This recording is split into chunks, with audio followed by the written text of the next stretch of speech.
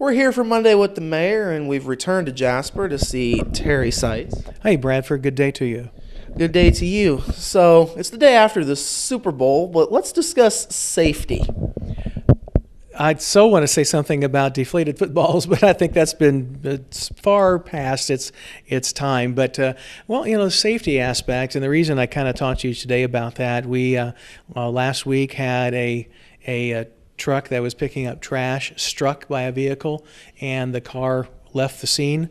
Fortunately, our standards that we have dictate that this occurred on 3rd Avenue, which is kind of a state highway type surface and pretty high intensity traffic. So we did not have a person on back of the truck, as we often do in strictly residential neighborhoods. Had we had someone on the back of that truck doing their duty, and we feel they could have been gravely injured because of this person. So I would ask again, we probably with city vehicles we don't have all that many, but we have had 2 or 3 of them struck in the last year. We've had one of our street sweepers, which is a very slow moving vehicle, struck.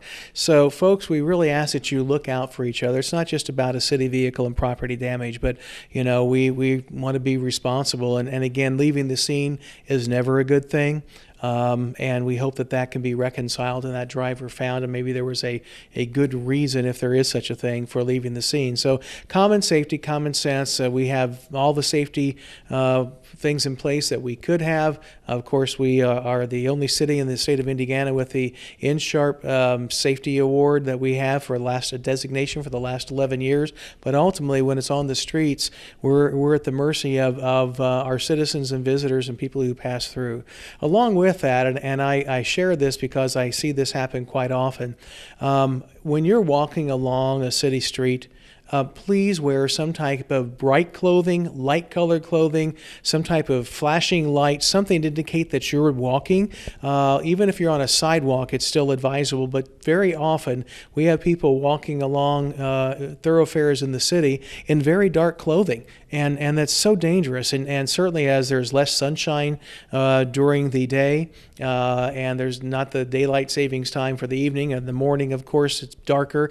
It's not just about school children. They're very valuable to us too. The buses have that great presence, but this is literally just being regular citizens. If you're out exercising, and we know a great number of people use our trails and paths, but some prefer to go along narrower roads or maybe county roads adjacent to the city, we can't see you if you're dark. And it came out at our department leader meeting last week when the trash truck was hit, how often difficult it is for us to even see people. So just common sense. And if you're walking on a street that doesn't have a sidewalk or anything like that, walk facing traffic, not with the flow of traffic. And ultimately, we want to have a safe neighborhood. So that's a little public service announcement today.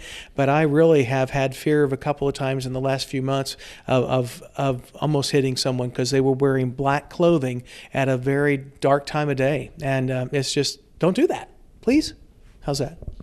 Works for me. Shifting now to legislative priorities for you guys. Obviously, there's been much discussion about RECs. We won't have to go there on that. But what else are you guys watching? Well, we really have a couple of other bills that I would call are restrictive bills as far as municipal government. There's some consideration as far as restricting the ability of cities to annex. At this particular time, that is not a critical factor in Jasper, especially annexation that would be perhaps what they call forced annexation, where you go into a neighborhood because you want to connect to another neighborhood or something.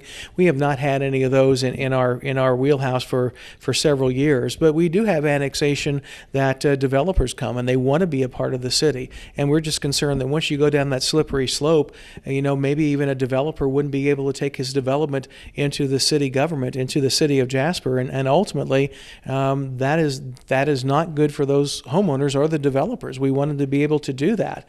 And so that's another thing. It ties in a little bit to the territorial issues between the investor-owned utilities and the RECs versus the municipalities.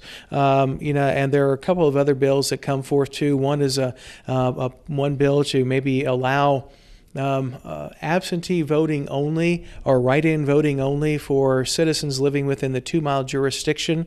That is essentially an area that is involved in the planning process, zoning process as the city of Jasper and all cities, but those are not residents of Jasper. It's essentially the border areas, but they have a seat on our plan commission. They have 2 actually, and can play a role into that, but they're not citizens. And I can't imagine having either you're in the city and you vote as a city resident or you don't. And I would oppose that bill as we see it right now too. And I can't really quite understand the purpose of it. A lot of times these things come from local concerns and then they manifest themselves in Indianapolis, and we just find them and go, wow, really never thought of that.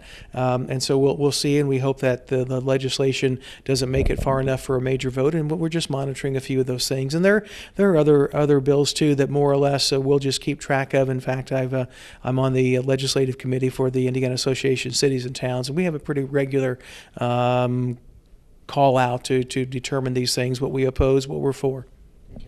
How's the dialogue been, though, with legislators and then IACT and so forth? Well, the dialogue is fine, really. I mean, we have our own local contacts, all mayors around the city and around the state, certainly the county too, and we've always had good representation no matter what party in this area, and we're very grateful for that. And we know we can lift up a phone and talk to any of the 4 legislators who represent parts of Du Bois County. That being said, we try to also get ourselves known to other legislators not from our area to have camaraderie. And certainly the Indiana Association of Cities and Towns has a full-fledged representative group. They're full-time staff that are there year-round doing other things, but they have a legislative bent for about 6 months out of the year where they are there. The IACT offices literally are half block away from the East Capitol doors on Market Street, and gives them great access to and from. And we do have to support our causes, so to speak, but it doesn't mean we're always against. Some things we advocate for, things that would be very beneficial. And I know that we're very glad to have new State Senator Aaron Houchin on the local government committee. Well, Mayor, we appreciate your time this evening. That's been Monday with the Mayor. We'll be back after this.